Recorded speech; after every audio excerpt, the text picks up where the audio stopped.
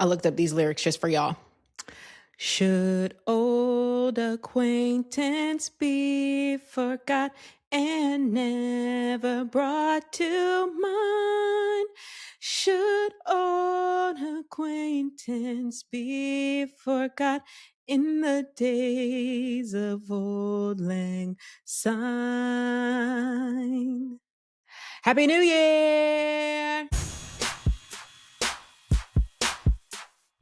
Now, what does old lang syne mean? Nobody knows, but Happy New Year. I promised you Queen Things would return on January 1st, and here we are. I am KJ Miller, your host, founder, lecturer, and content creator, and I'm so excited to be back. Season 4 is here. We did it. I made a promise, and I kept it.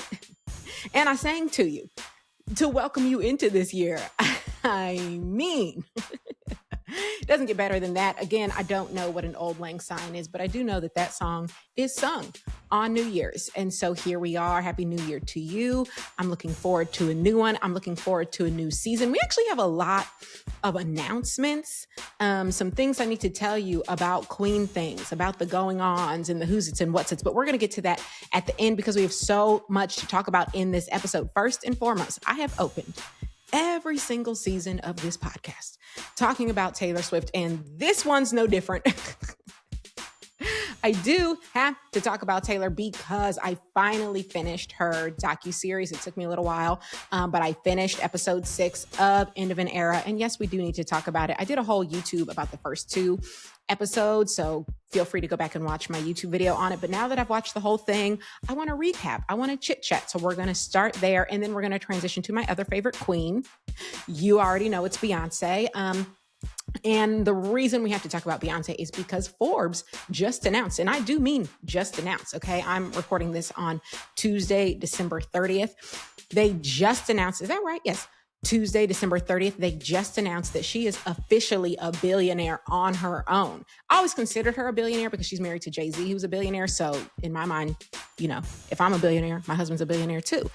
But she now officially on her own is a billionaire, and we do have to talk about that. The third thing I want to talk about is just my pop culture predictions. I've got a few for 2026. I want to get into those. And then, as always, I want to end with Black news, and then we'll get into our announcements. Okay, so a lot to discuss.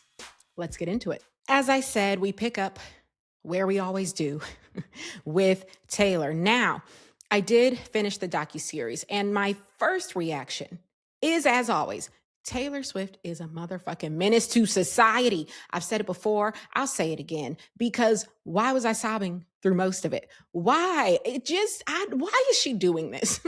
This is a concert film. Okay. We're supposed to just be watching you go on tour, do your little dance and sing your little song. And here I am sitting in my bed weeping.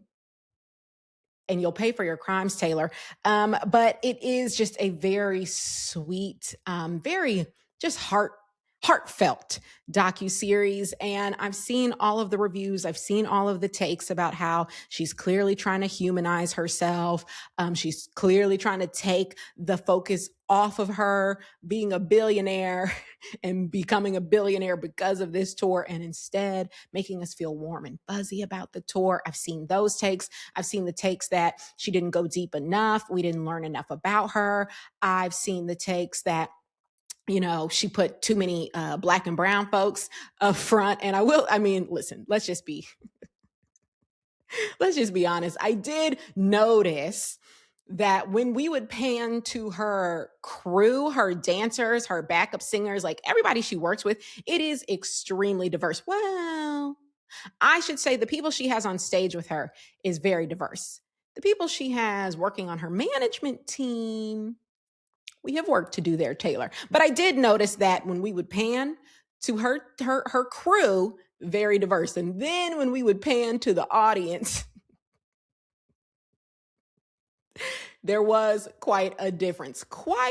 I'm not saying there weren't any people of color in the audience. Obviously there were, but you really had to look for them. And is she to blame for that? I don't think so. Okay. People like what they like. They gravitate to what they gravitate to. I myself didn't become a Taylor Swift fan until December 2023. So, you know, it is what it is. But did I notice that difference? Yes. So I've seen all the takes. My take is, despite all that, I still loved it. I'm not even saying all of that isn't true. I think there were some moments included with the attempt to humanize her. Sure. Do I think that was the entire goal of the project? No. As I said in my YouTube video, if the entire goal was to humanize Taylor, I don't think we would have watched a docuseries of her being on the biggest tour of all time. I think we would have watched a docuseries of her baking bread. Okay, it would have been a different thing if the whole goal were to humanize her. However, do I think that was part of the goal? Sure, fine. Do I think there was some of this like trying to make us all feel little bit better about her billionaire status? Like, yeah, okay, she's a billionaire, but look how hard she works. Sure. I'm sure that was at least part of it. Do I think we could have gone deeper? Yes, you can always go deeper. Although I don't know that I think we should have. Of course, I think we could have. All of that said, I still found this docuseries to be extremely, extremely enjoyable. I loved what we did get to see. I loved her little group huddles before the show started, and that she gave so many people a chance to speak. My guess is everybody got a chance to give that little like pre-show speech, or maybe everyone who wanted to got a chance to do it. I mean, they did perform 149 shows or whatever it was. But I'm glad we got to see what people said. What people said was so heartfelt. The one with the dancer, or actually, no, I think it was a backup singer who had lost her mom the year before. Oh my God, am I going to cry? Oh my God. Taylor, I swear to God, she had lost her mom the year, I think, before Era's tour. And so in her speech, she's talking about how two things can be true and you can hold two truths, because that year had been the happiest year of her life. Speaking of the first year of Era's tour, simultaneously the saddest year of her life, because her mom didn't get to see her, reach this pinnacle. And so, God, that just, it got to me. And just so many of the people said during those speeches really, really touched me. And I think that also was the episode named after Marjorie, Taylor's grandma, who I didn't know was an opera singer. I know the mega Swifties are gonna be like, how could you not know that? Anytime I admit that there's something I didn't know about this woman, people are like, what? Yes. Okay. I'm still just 2 years in the game. I didn't know that about her grandma. And so seeing that footage and seeing how her grandma's legacy, I swear to God, Taylor, seeing how her grandma's legacy got to live on through her. Oh,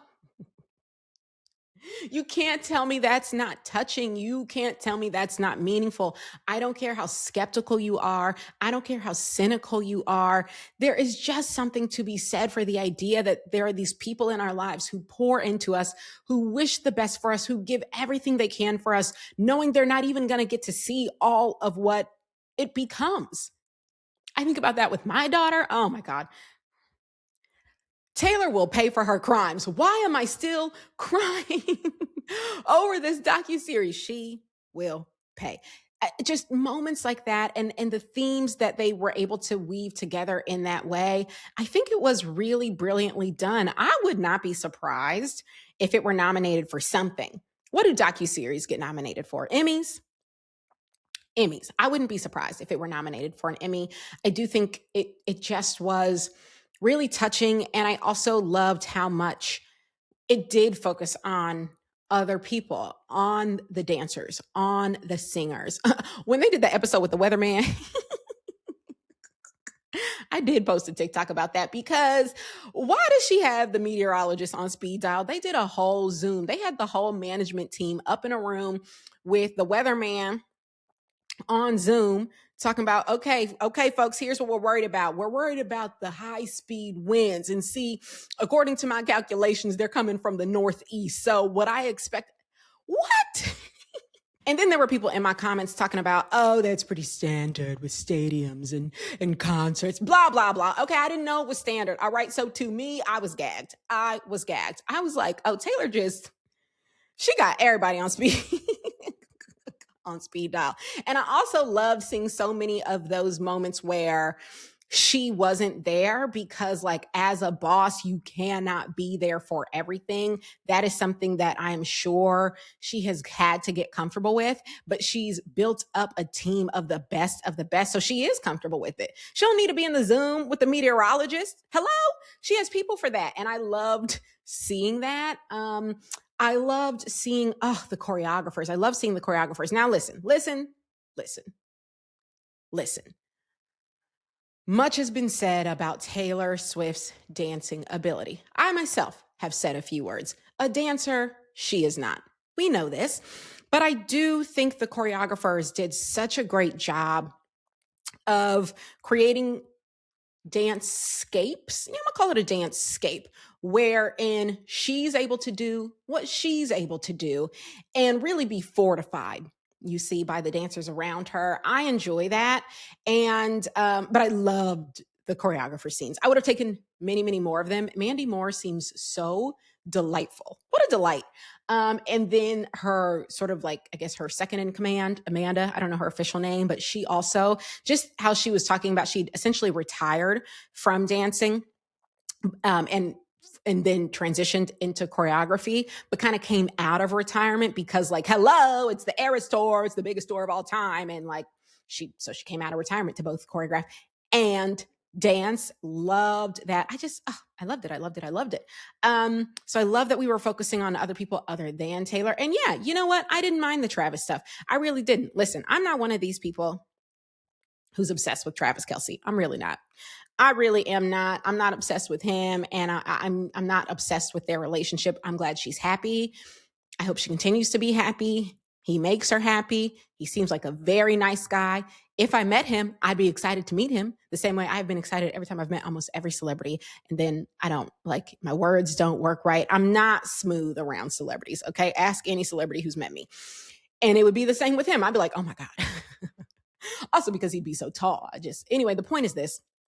I'm not obsessed with Travis Kelce, but I specifically, genuinely, truly enjoyed hearing Taylor's mom talk about Travis. Because here's what I want you to know. If you are not a mom, here's what I want you to know. When her mom said,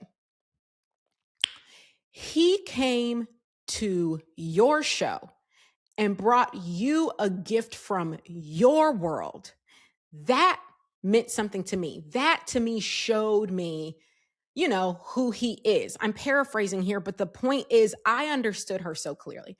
I understood Andrea Swift so clearly in that moment. She said, if someone's going to be with my child, it needs to be someone who fully appreciates who she is, how hard she works, isn't going to try and dim her light, isn't going to try and put her in a corner, isn't going to try and make it seem like, oh, okay, you're a pop star, whatever, no big deal, but I want to do this thing over here. No, I'm going to clear my schedule. I'm going to get myself to the Eras tour. I'm going to make a friendship bracelet. And having made several myself, let me tell you, it's not a quick endeavor, okay, to make a friendship bracelet. I'm going to make a friendship bracelet. And when I don't get a chance to see you, I'm going to tell the whole world because I'm so sad about it. She said, this is someone who respects your world, respects what you do, respects your work. And if for no other reason, give him a call. If just for that, give him a call, because we've seen how it works with these other dum-dums, which Taylor even said. Taylor said that her mom basically was like, you got to try something new. Okay. You gotta do something else. You've tried these skinny, sad artists. I just know she must have said something like that. No, Andrea seems very sweet. She maybe didn't phrase it like that. That's how I would have phrased it. I'd have been like, Taylor girl, you have tried every last skinny artist on the planet. So let's try a huge football player. What do we have to lose? You tried the other thing. It didn't work out. And you tried it so many times. Like, the definition of insanity is doing the same thing over and over and expecting a different result. We all know that. So props to Andrea Swift for being like, let's try something new. Give them a call. Can you imagine if your mom was the person who set you up with the love of your life, who you eventually became engaged to, oh, you'd never hear the end of it. I love the thought of that. I love the thought of that. So hearing Andrea describe that interaction, loved that. And yeah, I mean, hearing Taylor talk about him, the little bit that she didn't say too much. I thought that was very sweet. I like that she's happy. I'm not obsessed with him. I'm not one of these people who, if they broke up tomorrow, I'd be devastated. I wouldn't be devastated. I can't think of a single celebrity that if they broke up, I would be devastated. Nah, I'm not. I am parasocial. I'm not that parasocial. However, I liked it. I like that we got that little bit of a glimpse. I like that we got that Andrea Swift story. And I like that she is happy. You know, a thought I did have about this docuseries, and this might just be what I'm about to say, the contrast I'm about to make, might be because we came in at the end, right? The last several weeks of the show, versus with the Renaissance film, we were plugged in at the beginning. Like before Beyonce even embarked on the tour, she had cameras up and she was recording sort of the process of figuring out what her set list was going to be, figuring out, you know, what the stage was going to be, figuring out like the cameras, everything else. So we were coming in at two different times, but a very distinct moment in the Renaissance film that I think everyone remembers, certainly every Black woman I know remembers, is when Beyonce wanted a specific camera lens. If you went to Renaissance World Tour, you recall they had this camera lens moment where, and it happened at different times in the show, where someone on stage would be carrying the camera and you'd be seeing on the big screen what it was they were filming. And there was this moment where she wanted a very specific lens, like what she wanted. She knew in her mind what she wanted. And she was describing that to the tech team, the engineers, the camera crew, whoever. And they kept saying, oh, we can't go bigger than this. This is as big as we can go. And she kept having to fight and say, I don't think it's as big as we can go. I did my own research. So I want something like this, and would have to show them. Mind you, she's not a camera person, okay? She knows what she wants in her mind's eye. She doesn't necessarily have all of the technical speak to be like, it's this thing, but she is saying to them very clearly, no, the lens I want is wider. It gives a wider view. And they're pretending like it's not available until she literally goes and finds it. This is Beyonce, okay? This is Beyonce, who has 3 kids, who has a million jobs, who has 4 brands to run, who's planning a world tour. Now you have my good sis on Googling camera equipment because you didn't want to do it. You wanted to mansplain to her what wasn't available. That moment, help me, Jesus, that moment almost sent me to the moon, because the way I and every Black woman I know can relate, probably every woman I know can relate, just to having to go to the nth degree to advocate for yourself because people are so ready to tell you no, so ready to explain to you why something can't happen or why you're wrong about something, when in fact, she was right about it.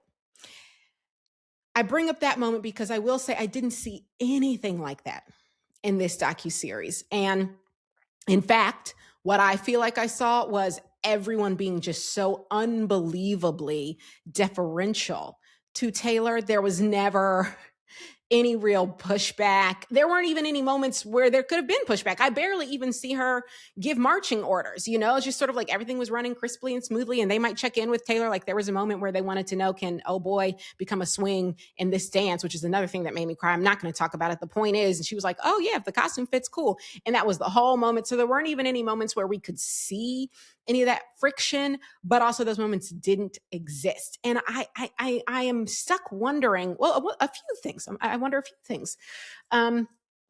One, did those moments exist at all in the Eras tour and they just happened off camera, or they happened much earlier? Again, like I said, we were coming in at the end.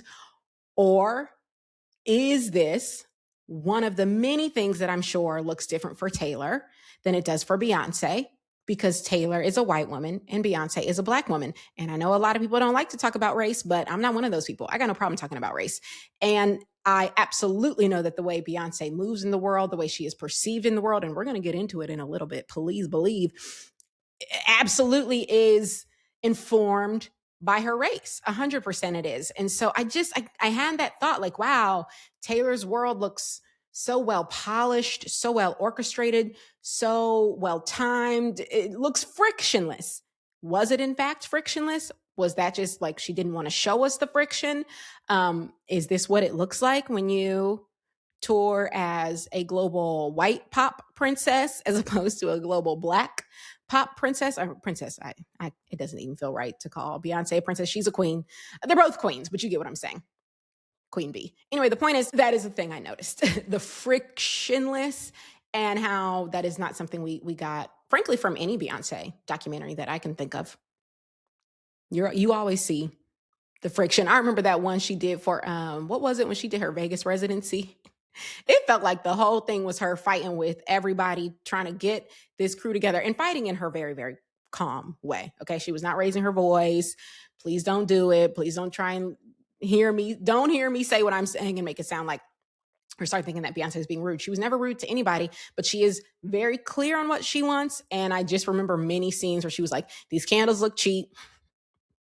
These curtains look cheap. This doesn't sound right. This doesn't look right. Like Beyonce, friction. Yeah, there's friction because she's just very particular about what she wants. And she's doing it all, as far as I can tell, including being the camera crew. Anyway, those are my high level thoughts on End of an Era. I loved it. I thought it was fantastic. I enjoyed it. I cried the whole time. Taylor will pay for her crimes. I would take more if she wanted to give us more. I love a behind the scenes glimpse. I really do. And I understand some people feel like it was too polished. It was too frictionless. I get that feedback, but I think what it was trying to do was give us a glimpse behind the scenes of Era's tour. And I think it succeeded in that. It was very sweet. A+. A+. And with that, we simply must turn to this Forbes article about Beyonce. It is titled, Beyonce is Now a Billionaire. Amen. And it reads, this is the subtitle, a bold pivot to country music led to the most successful concert tour in the genre's history and helped Cowboy Carter lasso a 10-figure fortune, becoming just the 5th musician to do so. Now, before I read on, let me just say, I realize that any celebration at all around this announcement is going to feel contradictory when I have, on multiple occasions, referred to Ms. Swift as capitalist in chief for being a billionaire. Now, I will point out I have also referred to Beyonce as being capitalist in chief. But I am going to celebrate this a little bit. Not because I think ethical billionaires exist, okay? I don't think anyone should be a billionaire. I think if you have $1 billion actual dollars, something somewhere has gone wrong, particularly when there are people on the streets with no homes and no food, okay? No. Billionaires should not exist. But given that we live in a world where they do exist, and given that Beyonce has been working her ass off, much harder than the rest of these musicians combined, okay? Not all of them, but the vast majority of them have not even touched the amount of work and faced the number of obstacles, again, as a Black woman that she has. Am I going to celebrate a little bit that she reached this pinnacle that she clearly did want to reach? Again, you don't accidentally become a billionaire. This was important to her. She did it. And in fact, I think, based on what I recall, when Kylie got added to the Forbes billionaire list, they had to submit stuff to Forbes to prove that to Forbes for Forbes to be willing to publish it. So I'm not saying that definitely happened here. I'm just saying it seems like Forbes does really try to do some digging to get to the number. And I feel like this is a number Beyonce wanted. She wanted it. She's done it. I'm going to give her a little bit of a hat tip for doing a thing she wanted to do and doing it well, and doing it on the back of entering a genre that people hated on her for. They literally changed the motherfucking Grammys because they were so butthurt that she won Country Album of the Year. So you know what? Fuck all that noise. Shout out to Beyonce. She got her billion and she got it in a genre that y'all hate for her to be in. Now let's read the article. It is written by Matt Craig. He begins, for almost any other musical artist, the Renaissance World Tour would be a career peak. The 3-hour career-spanning journey through Beyonce's discography was one of the concert sensations of 2023, grossing nearly $600 million and cementing her place alongside Taylor Swift as one of the biggest pop culture icons in the world. But the 44-year-old pop supernova reinvented herself again in 2024, releasing a country album, Cowboy Carter, that would generate new commercial opportunities, a Christmas NFL halftime performance, and the world's highest grossing concert tour of 2025, ultimately earning Queen Bee another title of distinction, Billionaire. She now joins an elite group of celebrities who have recently crossed the 3 threshold. Of the 22 billionaire entertainers Forbes has identified, nearly half were added in the last 3 years. And she becomes just the 5th musician, joining her husband, Jay-Z, as well as Swift, Bruce Springsteen, and Rihanna. I'm going to pause right there. I am going to read more of it because I've already read this whole thing, and there's some pieces here that I do care to dive into in more detail. The first thing I want to point out, though, is that as we'll discover as we continue reading, what brought her to this billionaire status is her music. It is her tours. And it is the fact that many years ago, I believe it was 2013, she formed Parkwood Entertainment, her management company. And her management company is what produces everything she does, including these tours, which is what allows her to keep a higher percentage of the back end. So she bet on herself many, many moons ago. And the product that has made her the billionaire is her music. And the reason I want to say that as clear as day is because that is something that Taylor Swift fans love to say about Taylor. And when they say it, and I'm going to just be very honest about this because it's true of Taylor too. It is absolutely true. But when they say it, they love to throw out Beyonce's name and say other people like Beyonce build their wealth through products, clothes, shoes. Okay. Well, Beyonce just joined the Billionaire Club off of her music. So the next time you say it, watch your mouth. Now let's continue reading. Beyonce began building her business empire in earnest in 2010 when she founded Parkwood Entertainment and brought control of every nearly aspect of her career in-house. The company manages her career and produces all of her music, documentaries, and concerts, fronting most of the production costs in order to capture more of the back-end economics. When I decided to manage myself, it was important that I didn't go to some big management company, she said during a 2013 interview promoting her self-titled album, Beyonce. I felt like I wanted to follow the footsteps of Madonna and be a powerhouse and have my own empire and show other women when you get to this point in your career, you don't have to go sign with someone else and share your money and your success. You do it yourself. And this next paragraph is crucial. While Queen Bee has expanded her business empire into a handful of celebrity-friendly industries, including a hair care brand, a whiskey label, and a clothing line, most of her personal wealth comes from her music by controlling the rights to her enormously valuable catalog and earning a massive income from her global tours. Say it louder for the people in the back. Yeah, yeah. I'm going to repeat that last part. Most of her personal wealth comes from her music.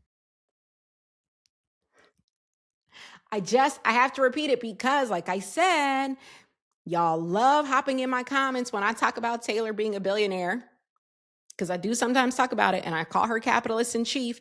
And I'm not saying it because I'm shading her. I'm saying because she is one. Anyway, y'all love to jump into my comments and say, oh, but she's barely a billionaire because she made her billions off of her catalog, off of her music. So it's not like she did it by selling shoes, as if there's something wrong with selling shoes. Okay. Nothing wrong with selling shoes. And I just want to be clear. Nothing wrong with Rihanna making her money off of Fenty Beauty and Savage Fenty. Absolutely nothing wrong with that. Make your coin, make it, take it, break it, shake it, do whatever it is you want to do. But since that is y'all's favorite refrain as it relates to Taylor Swift's billions, I want to hear you say Beyonce now. I want to hear you say both, okay? Don't put it in my comment section if you're not going to say both of them. both, okay? Because bop, bop, bop, it's in Forbes. And I'm just gonna continue reading because honestly, I like this whole article. I like when people give Beyonce her flowers because some people just hate to do it. People hate to do it, but I love to do it.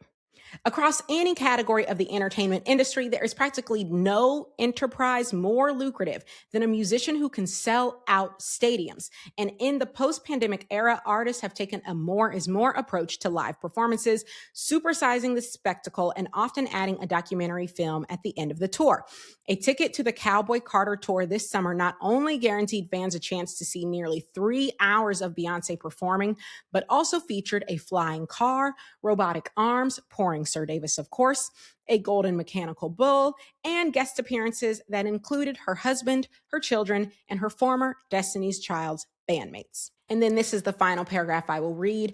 Mounting such a worldwide production, of course, is a huge and expensive undertaking. For the Cowboy Carter tour, that meant more than 350 crew members, 100 semi-trucks worth of equipment, and 8 747 cargo planes to move it from city to city. In traditional touring, a show of that scale wouldn't be economically viable. But Beyonce is one of the pioneers of a new mini residency model, setting up in just 9 stadiums across America and Europe for multiple days to play a total of 32 shows. And as with Taylor Swift's Eras Tour, fans have proven eager to travel long distances and pay exorbitant prices to witness the extravaganza. In total, the Cowboy Carter tour grossed more than $400 million in ticket sales per Pollstar and another $50 million in merchandise sold at the shows, according to Forbes estimates. And because Parkwood produced it all, Beyonce was able to secure higher profit margins. Combining what she made touring with earnings from her music catalog and sponsorship deals this year, Forbes estimates she brought in $148 million in 2025 before taxes, making her the 3rd highest paid musician in the world. Well, Beyonce, congrats to you. As I said, it's clear this is something she wanted. It's clear this is something she worked for. Those Cowboy Carter ticket prices prove that. I think I already shared what I paid for my tickets. I don't feel the need to say it twice. It's something she wanted and she got it. She worked for it. She worked hard for it. Do I think she or anyone else should be a billionaire? No, I don't. I think the loopholes, the tax loopholes, I think the tax code in general and how little in taxes billionaires pay. Billionaires should pay roughly 100 times what they pay in taxes. That's my firm belief, okay? We shouldn't have billionaires. But again, in a world where we do, I'm not going to cast most of my ire at the Beyoncés and Taylors of the world, who I'm guessing are so far down on the list of billionaires, okay? They might be at the very bottom, if we're being very honest about it. Like, I feel like both of them have like $1 billion. Okay? Holler at me when we talk to the Koch brothers. Holler at me when we talk to Bezos. Holler at me when we get on Bill Gates. Once we take care of them, then let's pull out our pitchforks for Beyonce and Taylor. Until then, hats off. Cowboy hat off to you. You wanted it, you got it. I see it, I work hard, I until I got it. That is definitely not the lyric. Work hard, I grind till I own it. I think it might be that. Anyway, the point is, congratulations. Oh, and since we are talking about Beyonce, we'll just say it was announced that she's a co-host for the Met Gala this year, and the other co-hosts are Nicole Kidman and somebody else. I don't care to look it up right now. But I believe the main sponsor this year is Jeff Bezos. So there is some consternation online about that. Like, Beyonce's a billionaire and she's hobnobbing and rubbing shoulders with the Bezoses of the world. Yeah, I don't like it. She also was at that charity thing with Ivanka Trump. And by at that charity thing, I mean her husband's foundation hosted a charity gala wherein they were seated at the same table as Ivanka Trump. Let me not make it sound like they just both showed up at the same place. No, that's not what it was. I don't like it. I don't like it. I don't like when she's hobnobbing with the MAGAs and MAGUs and MAGEttes. I don't like when Taylor's doing. I don't like it. I wish they would stop it. I've already made my peace. I've said it before. It's not enough to make me cancel my fandom, okay? Because I know where they both stand. I know they both voted for Kamala. I know they both can't stand Donald Trump. I know they do not support all of the anti-Black, anti-trans, anti-gay, anti-progress positions coming out of this administration. These are things I know. So while I don't like it, in fact, I very much dislike it, I'm not revoking my fan card, but I wanted to mention it. Yes, I'm aware. Yes, I am aware. And no, I don't like it. Okay. All right. Now that's been said. It is now time to turn to my pop culture predictions for 2026. I have just a few. I'm going to start with the easiest ones, the ones I feel most certain will come true. The first of which being we will get Beyonce's Act 3 in 2026. Absolutely, I believe we will. I think the fact that we're getting this Billionaire announcement right now is a part of her planning. I think her co-hosting the Met Gala is a part of her planning. She's playing 3D chess, okay? All of this somehow is going to matter for Act 3. I do believe we're getting it this year. Also, it tracks with the years that we got Act 1 and Act 2. She gave us Act 1 in 2022, then toured it in 23. She gave us Act 2 in 24, then toured it in 25. So I do believe we will get Act 3 in 26, and she will tour it in 27. So that's the easiest prediction, but it is my prediction. The other thing I will say I am predicting is that we will see a Destiny's Child feature on this album. I think we'll see at least one song that is effectively a Destiny's Child song. She might not list it that way. She might list it as Beyonce featuring Kelly and Michelle, or she might list it as Beyonce featuring Destiny's Child. Who knows? But I do think that'll be part of Act 3. I just really feel like the fact that she brought them out on the tour, the fact that she made a point to go be seen publicly with both of them, supporting both of their endeavors this year. She went to Kelly's concert, and then she also went to see Michelle on Broadway. I feel like we've just gotten a lot of these photo shoot moments, a lot of this coming together. It feels like an Easter egg for something they're doing together. And I do think that that is going to be on Act 3. And of course, I do think it's a rock album. At this point, I feel like we've had enough little hints at it that it's going to be a rock album. Yeah, those are my predictions as it relates to Beyonce. Since I gave a Beyonce prediction, I have to give a Taylor one. And I do think Taylor's going to give us a rep vault track this year. It feels like I saw she changed the lyrics to a couple Reputation songs. I really can't figure out why she would do that if she weren't trying to hint at something coming for Reputation. But you know what? Even though this is a prediction, I'm not putting too much stock in it because, as I said, I hung up my clown nose, my clown hat, all of it as it relates to Taylor because I was always wrong and I was always disappointed. But I do feel like her changing those lyrics to a few songs, like if you go on Apple Music, a few songs had the lyrics changed on Reputation. If she's doing that, to me, that's got to be a signal for something. Like the one thing I have said is it feels to me like the Easter eggs that are in fact Easter eggs are obvious, So changing lyrics to Reputation songs to me feels like a kind of obvious tell that something with Reputation is happening. So yes, in 2026, I think we will get a Rep vault track. We will not, I don't think, ever get Reputation Taylor's version. There just is no point in it at this point because she owns Reputation, but I do think we'll get a vault track. Okay, my third prediction is actually coming in the movie world. I think we are going to get a Wicked sequel announcement. I think the success of those films is just one of those things that Hollywood is not going to let go. They're not going to let it go and just say, oh, great, $1 billion at the box office. Cool. Moving on. No, that's not how Hollywood works. They don't hardly make anything now that isn't like prior owned IP. And when something is successful, in my mind, it's just a room of people in a boardroom being like, so how do we make more money off of this thing we already made money on? So I think we will get some form of a Wicked sequel announcement, either a sequel or a prequel, something in the Wicked universe. I think we will get. I think a lot of people would love to know, like, where does the story go with Elphaba and Fiyero? I'd like to know. I would love anything that involved more singing from Cynthia Erivo. Quite literally anything. So I'd be there. I would absolutely show up.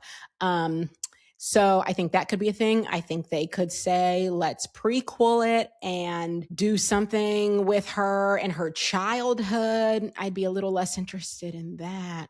I think, I don't know. I don't know. Okay. I don't work in Hollywood. The point is, I don't think they're going to just let Wicked be Wicked and just put it on the shelf and be like, okay, we did it. Hooray. Now we're done.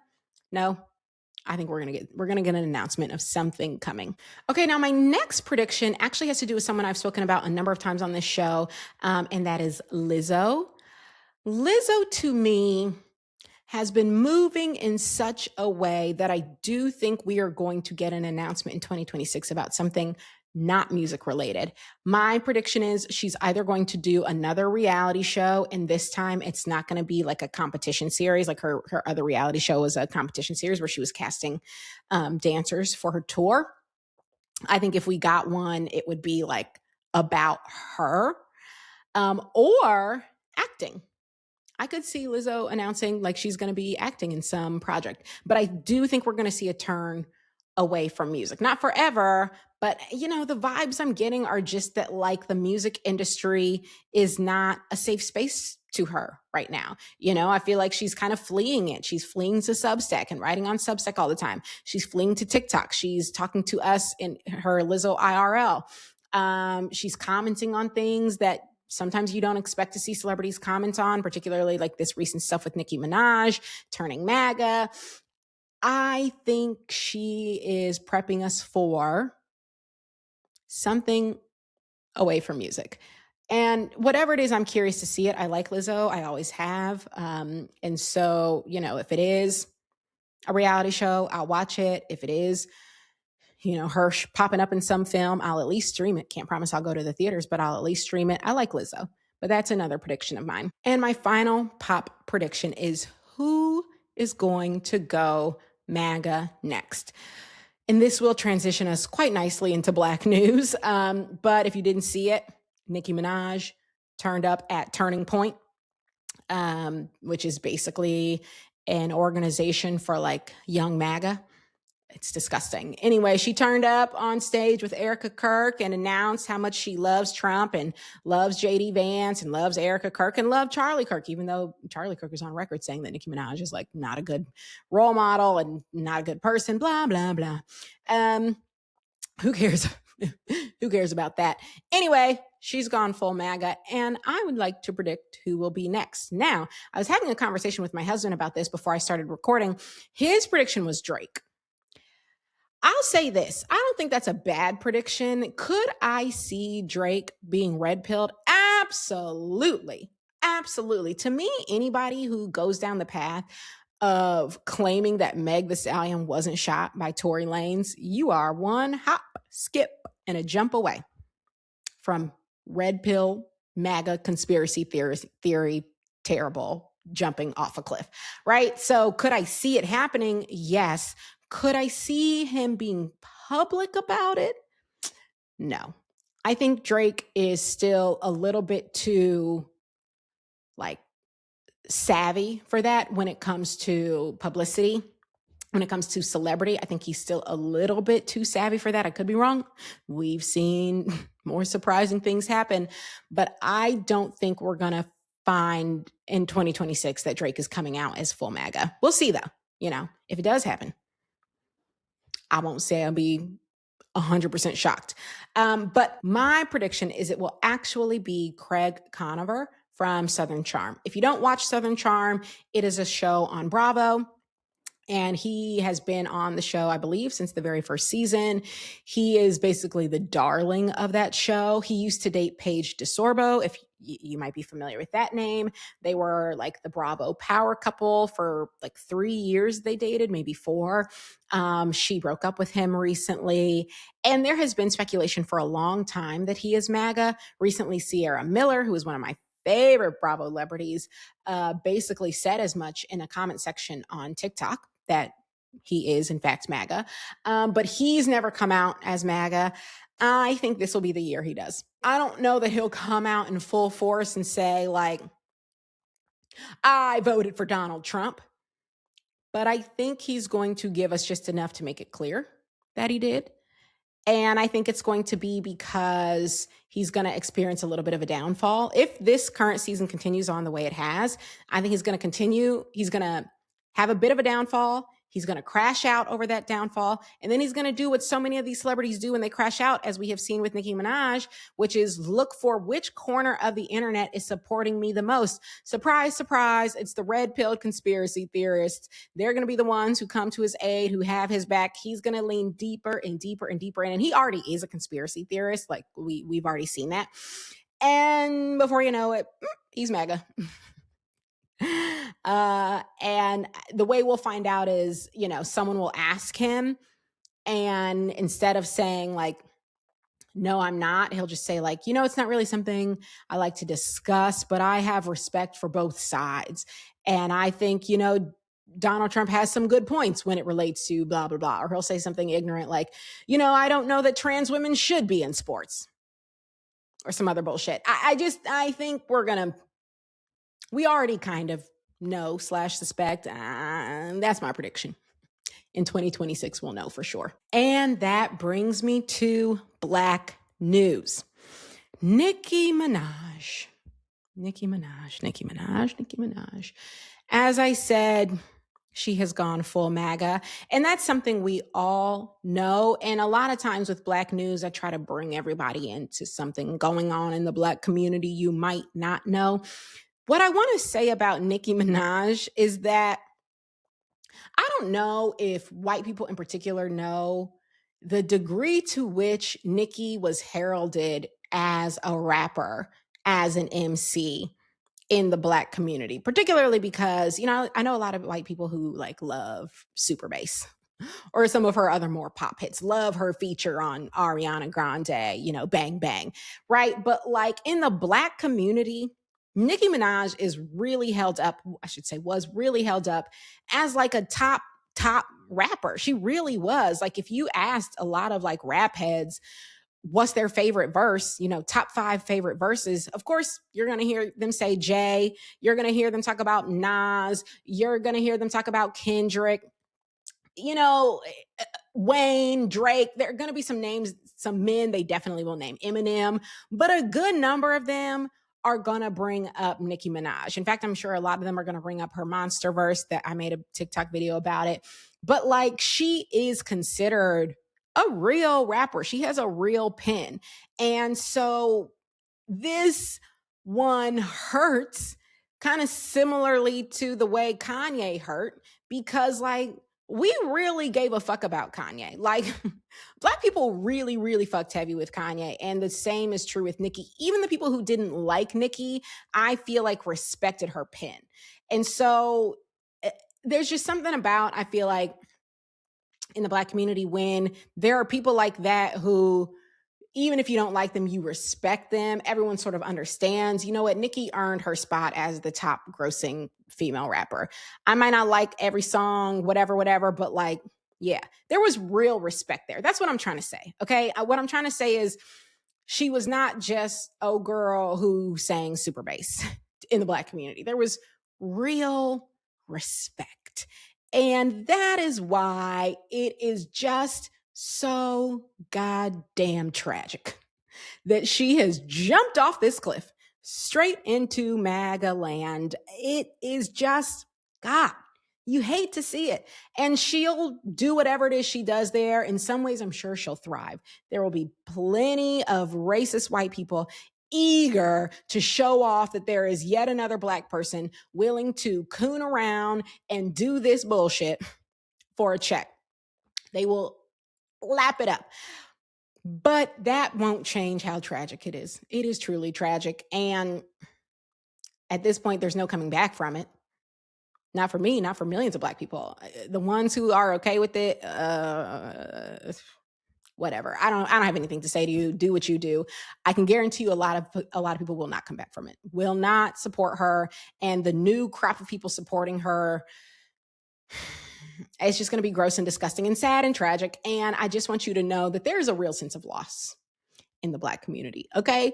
When we watch someone who we once considered great, who we once respected, even despite their antics, because Nicki always had antics. She always was a little bit rude, a little bit brash. She spoke about people the wrong way. We still respected it. Same with Kanye. Kanye was always rude. We all saw him brush Taylor aside at the 2009 VMAs, and yet he was ours. Okay. And he was talented. And we said, okay, yes, you're rude and you shouldn't be doing this, that, and the third, but you have real talent and you belong to us. And now we've had to excommunicate him. And it just is, when it's a good one, you know what I'm saying? That's hard to do. Ben Carson, that's another one. Oh, God. It just, sometimes some of them hit more. Some of them hurt more. This one hurt a little bit more. But it is what it is. We once loved you, and now you don't matter. Here we are. Here today, gone today, in the words of Chris Rock. And that brings us to the announcements. If you made it this far, you're a real one, and that's why I saved the announcements for the end. I don't want just the looky-loos. I want the real ones, the A1 day ones. So a few announcements. First of all, as you probably noticed, I am hosting solo. And that is because it is something I actually thought about doing from the very first moment I conceived this podcast. I conceived it as a solo hosted podcast. And then I got cold feet and I felt like maybe I can't do that. And so initially I asked one of my best friends in the world, Adrienne White, to be my co-host. She was my co-host for season 1. Then we both decided it would make sense to sort of pivot. She had some career things to focus on. I felt like it would be really great to bring on a fellow content creator. And so I transitioned to, first of all, reaching out to Erica Manganelli, who she didn't know me. I didn't know her. I was just a big fan of her content and asked her to come on and be a co-host. And I was so unbelievably lucky that she said yes, not for just one season, but for 2. So she was my co-host for seasons 2 and 3. She was phenomenal. I still love her. Her content is still amazing. And so I just want to make it very, very clear. She's not here because I made the decision that it was time for me to be a big girl, put on my big girl panties, and do this show the way I originally conceived it. But not because I didn't love having Erica as a co-host or Adrienne as a co-host for that matter. I love to chat, and it's fun chatting with someone as opposed to just with this camera lens and this microphone. But I do feel as though there's a lot that I want to say a lot of the time that I sort of just need to get out like this. Just jam it out. just ram it down your throats. No. The point is I have a lot that I want to say. And I do spend a lot of time thinking about how I want to say it, how I want to craft it, the different points I want to make. And the truth is that is often easier to do when it's just you.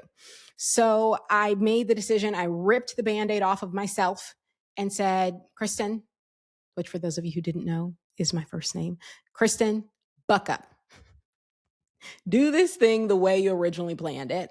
And if I fall flat on my face and everyone stops listening and you hate it, then I'll know it was a dumb idea. And I have dumb ideas sometimes.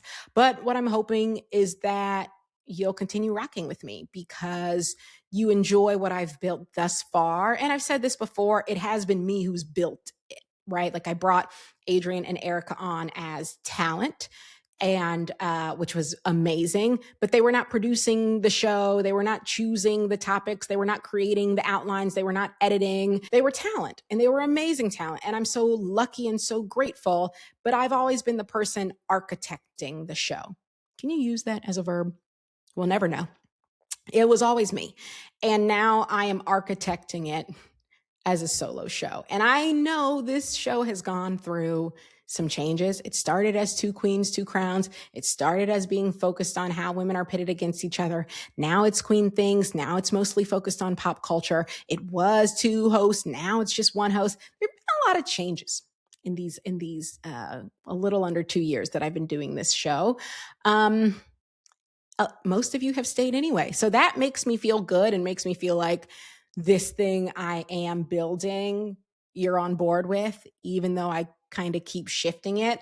But if you're not, and if you're like, I really was here for Erica, then I wish you farewell. I thank you for joining me as long as you did. Check out Erica on all of her platforms. She recently changed her name, changed her handle to her name. So I'm going to read them to you on each and every platform. So on TikTok, she is now Erica_Mags. She used to be Let a Bitch Know. No. She's gone corporate. No, I'm joking. But like, she is trying to make sure like she's easier for like brands to work with. Like, she's a full-time content creator. Like, she's doing this for real, for real. This is her real life. Okay. So Erica_Mags on TikTok. On IG, she is Erica Mags, all one word. And on YouTube, she is The Real Erica Mags. Go follow her on all of those platforms. If she was the reason you were here and now you're like, I don't even like you that much, KJ. Fine. No hard feelings. You can find her on all of those platforms. I actually encouraged her to start her own podcast. I think she'd be brilliant and phenomenal, and I would support and I would listen happily. So again, I just want to make sure it's very, very clear. I love Erica. This was not a breakup. This was me doing the thing I had always intended to do and finally bossing up and saying, bitch, get it together, bitch. Get it together, bitch. That's a Jasmine Sullivan reference for those who don't know. What's my second announcement? Oh, I think I'm doing away with seasons. I'm not sure. It's not so much an announcement as I'm ruminating on it. I think I would like this to just be a forever on podcast, and I'll take breaks when I need them. I'll go on a summer break and then I'll come back. I'll go on a holiday, Christmas break, and then I'll come back. But the season structure, I introduced that when it was two queens because I knew like doing all that research for like, the Britney versus Christina episode or the Whitney versus Monica episode, not versus, but you get what I'm saying? I knew I couldn't just do that every single week ad nauseum. It's a lot more work than this iteration of the podcast. So that's why I introduced seasons. But now that I've pivoted, now that it's Queen Things, I would kind of like for it to be more of an always on. So I don't even know how we're going to list this, like in Apple and everywhere else. Are we going to list it as season 4? Or are we just going to list it as, it's 2026? I think it's just going to be listed as 2026. And so that's how they'll be broken up from now on, just like by year, not by season. That won't change anything for you other than I think that means you're going to get more episodes, maybe the same amount. I might still take 2 months off at a time, but I just don't think I'm going to be so focused on a season structure. But again, that is just something I'm thinking about. And then my final announcement is something that I shared on the Patreon. Sometimes I share things on the Patreon that I don't share here, just so you know. So quick plug for the Patreon. You can get the bonus episodes there. You can get the bonus episodes on Apple, or you could get the bonus episodes on my Substack, which is also now called Queen Things. Lots of places to get the monthly bonus episodes.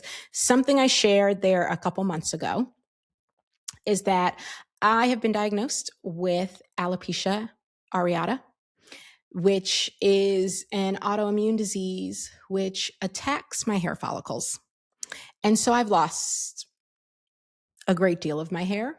It appears as though I'm continuing to lose it. That's why I am rocking this scarf here. You'll be seeing more scarves. You'll be seeing wigs. What you won't be seeing is my hair because I have so little of it left. I am on a medication that my doctors and I are hoping will help my hair regrow. It might not. And I spent a lot of time feeling very sad about this. Now, where am I now? I mean, I'm not happy about it, but I've also just recently watched family members, and one in particular, go through much more serious health struggles. So if the worst thing I'm going through is losing all of my hair, I'll take that. It sort of has put things in perspective for me. Wigs do exist, and they've gotten damn good. Now, I'm going to need practice because these girls out here that do the wigs and melt the lace and get it together, bitch. Sorry. They're very good at it and they're very practiced at it. So I'm going to have to watch all the tutorials. It's going to probably not look great for a while. Here, just so you know, some of my wigs in the beginning are going to look busted. let's all agree you don't have to talk about it with me. If you want to talk about it with somebody, you can screenshot it and text your homegirls. Text the group chat, okay? And say, look how crazy KJ looks. You have my permission to text the group chat. Don't bring it here. Don't put it in the comments because that will make me sad. And I am aware. I'm always aware when I'm looking crazy. I'm always aware, but I'm doing my best. And as I said, I was very, very sad about it for some time. I found out in August, I would say August, September, and October, I was very, very sad. November, I was sad, but like trying to figure out a plan. So plan one was crochet. For those watching, the hair you see, this is crocheted into the little bit of hair I have left. But that's not going to work because I continue to lose my hair. And so if you don't have hair, you cannot crochet hair into that hair. That was my like big happy plan for November. Didn't work. So on to wigs we go. And now I'm just sort of resigned, you know, and the reason I'm bringing it up is because I'm tired of treating it like something I have to hide all the time. It just is my real life. It doesn't mean I'm not sad anymore. Losing all your hair is sad. It is sad. Like, I don't know why. It's just hair, but it is sad. Also, fun fact, this started many years ago with my eyebrows. The eyebrows you see are permanent tattoos, but I never put it together that it was like some like autoimmune disease. I just was like, oh, all my eyebrow hair fell out. Oh, well. And I didn't really think about it. This happened in like 2015. Okay. So a full decade ago. I didn't think about it because like the hair everywhere else continued to grow. My hair was actually quite long and quite healthy and quite thick, the hair growing out of my head. And so when I lost all my eyebrow hair, I was like, oh, weird. And just like went about my day. I was like, oh, silly me. It was a sign of what was yet to come. And now not only am I losing all of my hair on my head, but like all of my body hair, my legs are so smooth. I haven't shaved since August. It's actually kind of bizarre. And now I've noticed my arm hair too is like completely gone. I feel like a hairless cat. It's interesting. Anyway, as I said, I'm on medication. We'll see if it works. It might not. It suppresses your immune system. So that's the tough thing about this medication. It suppresses your immune system because my immune system is like literally attacking my hair follicles. So the medication is supposed to be like, back, you know, calm down, relax. We'll see. I've been on it now for almost 2 months. And I was told it takes 4 to 6 months to really do anything. But that's the update. That's the announcement. So yeah, you're going to see me in wigs. You're going to see me in scarves. You're probably not going to see a fully bald head. Maybe one day I'll be ready to make my Cynthia Erivo transition. Today is not that day. Okay, so don't expect that. Do not expect that. But yeah, and that I think that's it. I think those are all of the announcements. Hey, we did it. We did it. Happy New Year. We're here. We're together. Hopefully we're healthy. Hopefully we're happy. We're doing our best. There will be more to come every single week. Thank you as always for tuning in. I'll see you next time.